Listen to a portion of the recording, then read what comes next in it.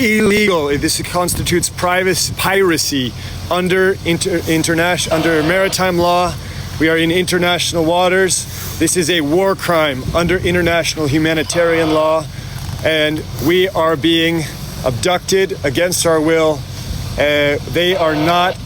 No army is allowed to intercept and illegally block a peaceful humanitarian mission, bringing humanitarian aid to a starving and besieged population. Please spread the word. Please stand up for us. We need all of your efforts and all of your pressure now, tonight. Thank you, Anan. Okey, korang sempat tak record apa yang Anan cakap tadi tu. Itu dalam bahasa English. Supayanya kita ada dua jenis bahasa, Melayu dan juga English. Supaya English tu satu dunia akan tengok korang punya skill report tu untuk korang postkan supaya negara lain pun noted tentang penindasan dan apa yang Israel buat ni adalah tidak benar. Okey?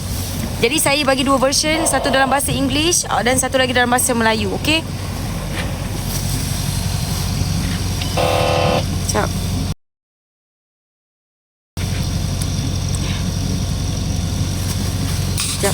Korang ada tak siapa-siapa daripada tim Malaysia yang buat juga live?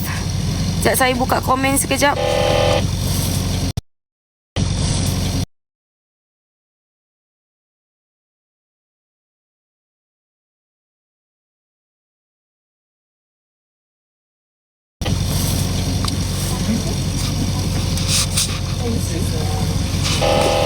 Ada tak tim Malaysia yang ada buat live sekarang ini? Ada tak tim Malaysia yang buat live sekarang ni? Ada? Kak Zizi ke?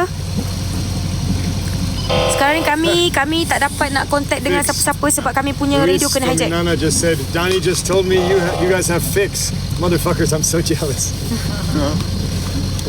He likes the alarm. Alma, drone right now above top deck. People have moved downstairs to take cover.